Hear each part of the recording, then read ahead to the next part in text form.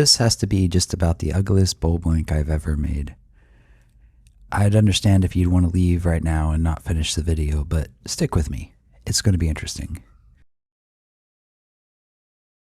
Normally, when I make resin molds using PVC, it just slips right out, but this one, for whatever reason, stuck to the resin a little harder than usual.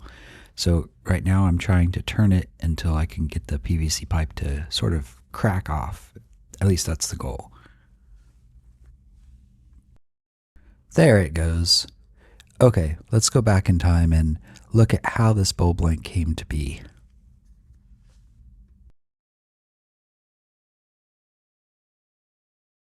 To start this off, I just found a board of curly maple that was maybe 2 inches thick, and I'm rounding it off here, and I'm going to put this on my laser and laser engrave a abstract pattern.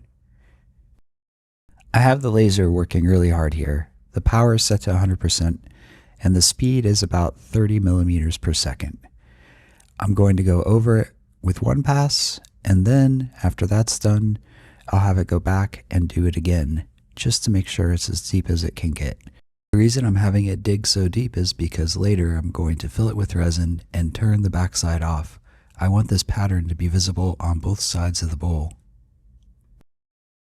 I won't blame you if you make fun of me for this next part in the comments below, but what I'm used to doing is drilling holes with a lathe, and making a small hole like this is what I would normally do.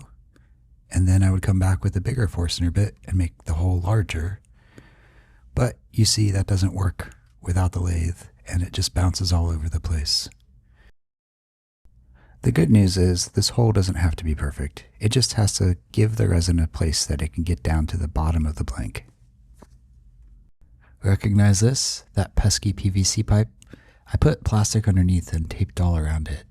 Now I'm going to glue it to the bottom of the blank that we just lasered. I'm going to keep firm pressure on the base of the blank as the hot glue cures. Then I'm going to flip it over, put some UV resin on the outside, and then cover that UV resin with clear plastic tape. Then we'll cure the UV resin, hopefully creating a solid seal and preventing any leaks when we pour the resin. I decided to fill the bottom of the blank with coffee beans. Please don't tell my wife. She might kill me. Those coffee beans went everywhere. It took me quite a while to get them out of the design, but I finally did, and now it's time to pour some resin. The coffee wasn't done torturing me. As you can see, it floats in resin. I had to keep shepherding them back into their hole. I spent a lot of time slowly adding resin like this, allowing the air to escape, but not letting the coffee beans go up above their container. This took some patience.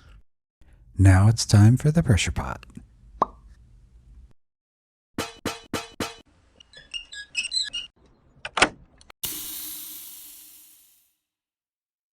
Now that we're all caught up, it's time to go back to the lathe. What you see me doing right now is getting a tenon set up for the bowl blank. And I have to say, turning coffee smells amazing. It makes you feel like you're in a small little coffee shop. Flipped around on the chuck, we can get the blank around and start to take away some of the wood so we can get deep enough to expose our pattern from underneath. Now I'm cleaning the top of the piece off, preparing to dig in and create a bowl. But first I want to get all that excess resin off the top and show the pattern. It's beautiful.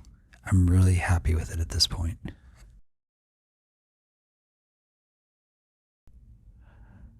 I'm starting to dig in a little bit and create a bowl shape in the center. I want the wings to be flat, so it has a nice flat surface and then a bowl in the center. It's going to expose the coffee beans in the base, and then there'll be a rim of curly maple between the rim and the inside of the bowl. The more I dig away at the bowl, the more excited I'm getting about the way this project's going to turn out.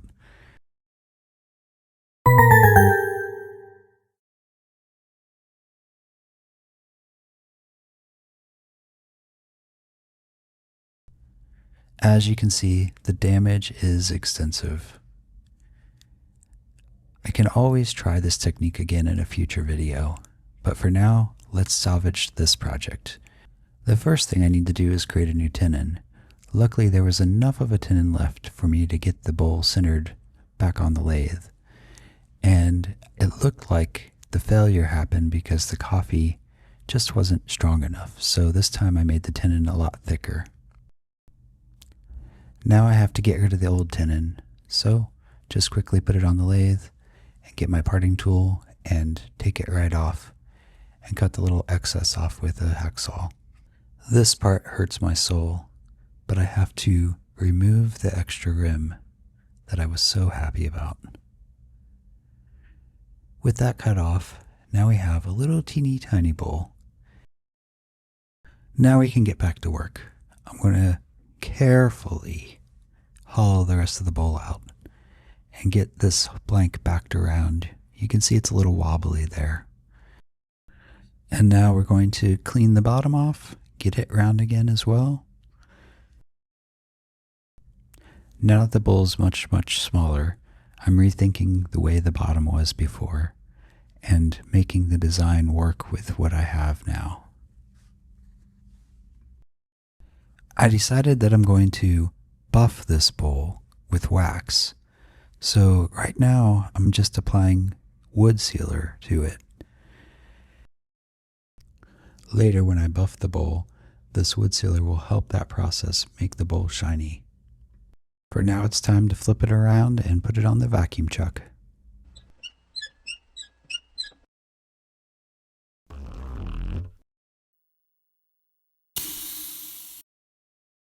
Wow! Going to quickly trim the bottom off and sand it a bit and put some wood sealer on it, and we will be on to buffing. So the buffing we're doing, we're going to start with Tripoli. I'm not sure how you say that. And then the second one is aluminum oxide. And aluminum oxide is also known as white diamond. So we're starting the aluminum oxide now. And then the third one is carnauba wax. And that's what really gives it the nice shiny look at the end.